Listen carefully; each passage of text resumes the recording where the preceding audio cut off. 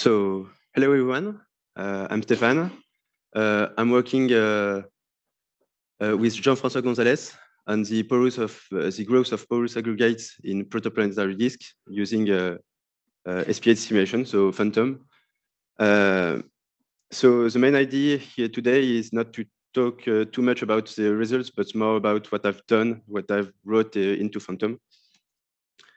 So why should we care about porosity? So first, according to observations, planet formation is very fast and efficient.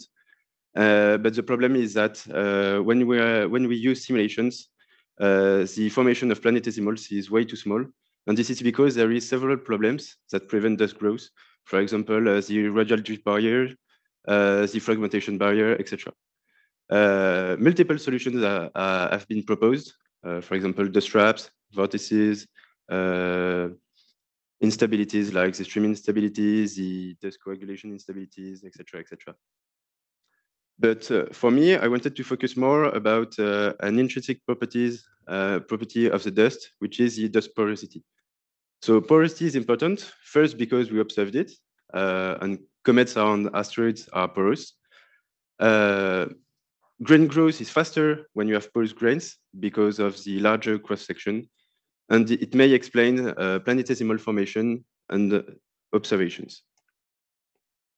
So how do we model it? So we assume it is our aggregate is a sphere. It's a collection of monomers.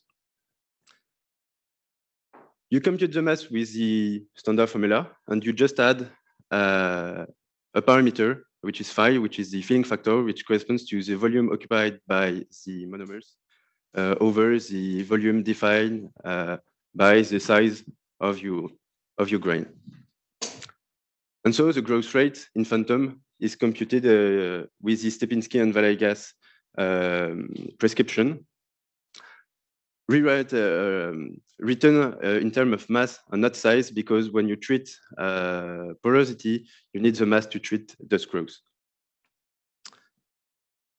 Then, after growth, you can have fragmentation. So previously, I showed you a sketch where you have two dust colliding with a relative velocity.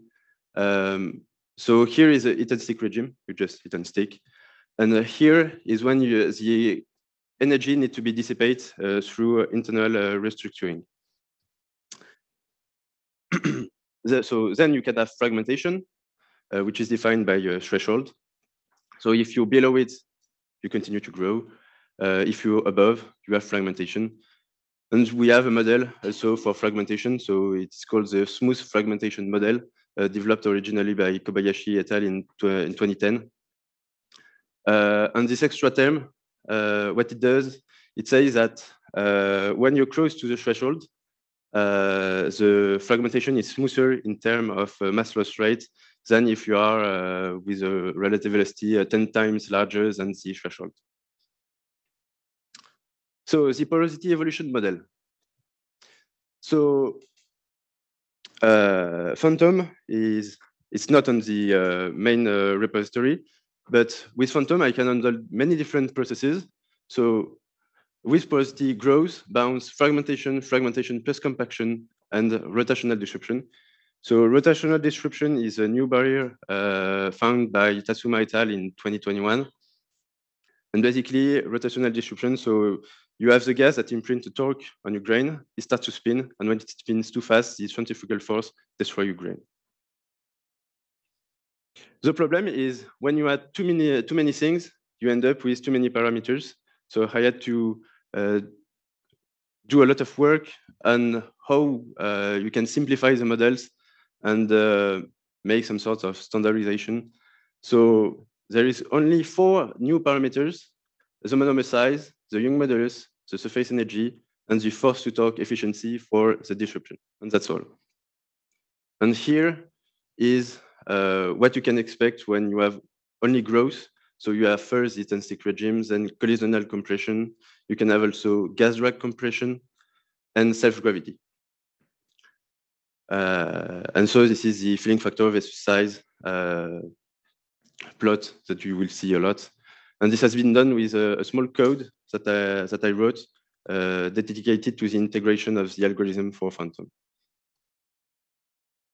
So compaction of aggregates. This is one of the last things I implemented into phantom.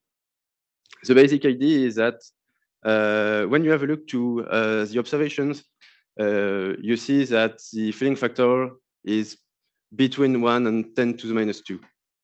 The problem is that with our model, without the compaction, you end up with something below 10 to the minus 2. So you have to find a way to compact your grain again to have the filling factors that corresponds to the observation. So here is experimental results from Radial and Brinda. So you have the final filling factor divided by the initial filling factor for different relative velocity. And you see that you are always above 1, except for a very, very, very large relative velocity. And so you end up with a filling factor almost close to 1 that you can also find on some comet measurements. And this is what it looks like in phantom. So there is, with my code, there is only one dimension, which is the radial one. Here, with phantom, you have the 3.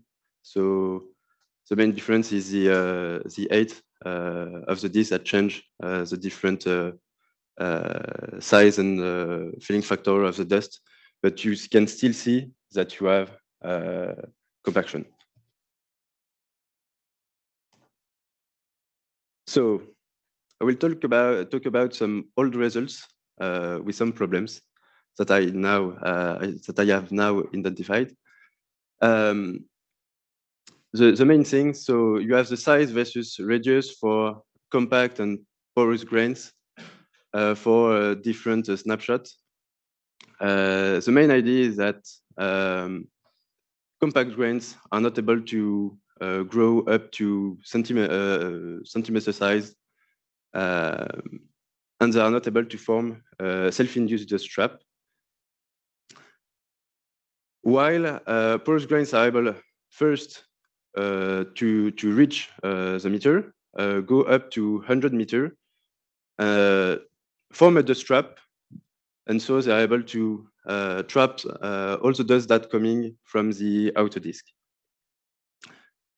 The problem is that I'm not able to get a very settled disk in the midplane. So here you have the dust, the one with compact dust, which is well settled. You have still some oscillations. But with the porous one, we have strong oscillations in the midplane, below 100 AU. After that, it is settled. The problem is that with observations, we see that we have a very settled disk, and so this is not compatible with observations. So two explanations. The first one is it is due to baroclinic instability. Because the Stokes number of these grains are below 1, and because you have fragmentation, they can grow, so they stay below 1, you have this kind of instability. The second one is it's purely due to gas disk relaxation, so purely a numerical artifact. So some problem, there was many problems with my simulation, so I have to find solutions. The first one was was to deal with the smallest stopping time. So when you have this, when you want to run a simulation with dust growth, you want as initial condition small grains. The problem is that with dust porosity, you lower the Stokes number by 1 or 2 orders of magnitude. And this is a problem. You can say, well, let's start with, let's do it with the one-fluid approximation. The thing is that with porosity, dust growth is extremely fast. You can reach in the urinary region Stokes equal 1 in a couple of 1,000 years. And the current method imposes a minimum grain size. And so I had to find a way to limit small stopping time. So if you have a look to the Stokes number in the Epstein drug regime, where small grains are, you see that it's proportional to phi and to the size. So you had to change things to have a method to limit the Stokes number and not the size. And it works pretty well. The second thing is the initial conditions. So currently in Phantom, in the one you can download, all the grains have the same size at the beginning. So one at 1 AU has the same size at 300 AU. But Lebreul et al. Bait shows that grain growth, you have grain growth during the cloud collapse. The second thing is that porosity depends on location in the disk. So you can end up with grains with a higher mass on the surface of the disk instead of the midplane, compared to the midplane. And this is not realistic at all. At the early stage of grain growth, you can approximate the grain size by a power law with respect to the radius for a given Stokes number. And grain growth scales with scale height. So you can just give a simple profile for your initial condition. And this is what it looks like in Phantom. So you have large fluffy grain in the midplane, in the inner region, and small compact ones in the outer region and on the surface. So here is for reference the original profile when you define only a single grain size. And with a new profile, you see that you have a larger grain in the inner region and very small one in the outer region. And here, the line is not an artifact, it's just that it's the monomer size.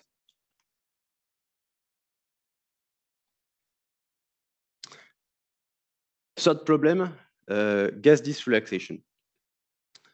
So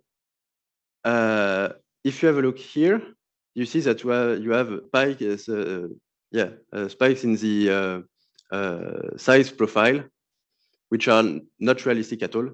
And this is because the current method found by Arnaud Vericel, the way he runs simulation, so he starts with gas and dust, crop the outer radius of the dust to prevent some artifacts. The problem is that when you have porosity, your grains are way more coupled to the gas. And so if the gas relax, the dust will follow. And so you create some regions where you have Hansen's growth and end up with unrealistic things. And so the only correct way to do things is the old-fashioned one, is to first let your disk relax. And when it's completely relaxed, then you add dust.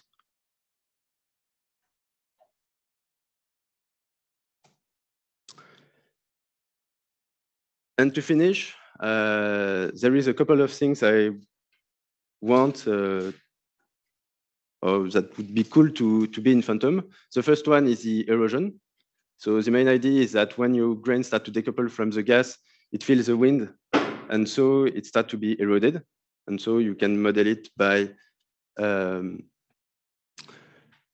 mass loss rate in a similar way than what it's currently done in Phantom. And so it's very easy to do. And in fact, it's already done. I just need to push it to the repository. And the second thing is the solution to all my problems, and maybe some of yours. It's to implement the fully implicit scheme. So I already tried to do it 6 months ago. So here you have two dusty waves tests. The first one is for high Stokes number. So in red, you have the analytic solution, and in black, what Phantom has computed. And here is for a lower Stokes number. The analytic solution is still in red, but Phantom, yeah, it just doesn't work. So we have to figure out a way to make it work. So to conclude, I added a bunch of new physics in Phantom, so porosity with growth, fragmentation, bounds, rotational distribution. And I found, again, the correct way to do correct simulations with gas and dust. And so this will allow me to determine the thickness of dust midplanes with porous grains and compare it to observations. Determine if and where the conditions to form planetesimals are fulfilled, and explain, if it happens, the rapid formation of planetesimals. Thank you for listening.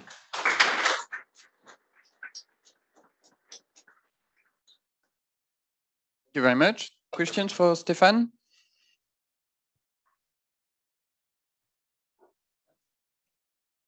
Hi, thanks for the talk. Could you comment a little bit what kind of observables you would need to, I mean, probably multi-wavelength observations at different bands. Can that constrain porosity, filling factors, and all the things you were discussing? I mean, because at some point you said that at some point there were some problems, like you would have a too high dust layer, and that does not work with observations. I mean, can you comment a little bit on that? If you have a look to the observation made by François Ménard of disk thin edge-on, you can see that you have a very subtle disk, dusty disk, and yeah, this is what we have not here. So yeah, maybe other observation would be needed. The main thing is we have to find a way to constrain, the filling factor depending of the height in the disk. Since this is a phantom MC Fost workshop, have you tried doing MC Fost? No, no. I still have to modify the algorithm to include the porosity, the interface between a phantom with porosity and MC Fost. And another question is, if you put a planet in one of these disks, do you think the porosity would increase the quantity of dust that might cross the gap, like dust filtering? There is a dust filtering effect that some people say that.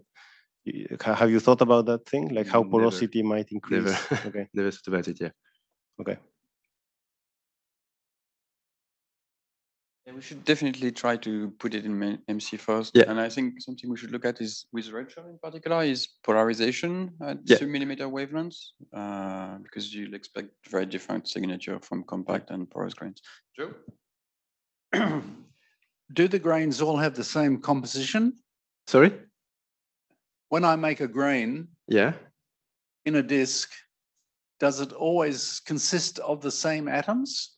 Yes, you only consider one type of materials. For here, it's silicates, and you model the coating by varying the fragmentation threshold. It has been demonstrated by Arnaud Verissel. He studied the snow lines, and you can model the properties of the coating by changing the fragmentation threshold. Yes, but what if I have carbon dioxide and hydrogen, which I will have? Can I have a grain which consists of carbon dioxide and hydrogen and other things? Yes. The problem is that when you have dust growth and you want to consider different materials, you have to find a way how they can interact each other. And it's currently not possible with the Stepinski and Villegas prescription. So if you want to have a collection of different dust with different materials, you will have to solve directly the Shmologevsky equation. And so it's not currently possible with phantom in two fluids. Thank you. Thank you. Is Rio here? Oh, yeah, sorry. There you go then. Thanks again, Stephane.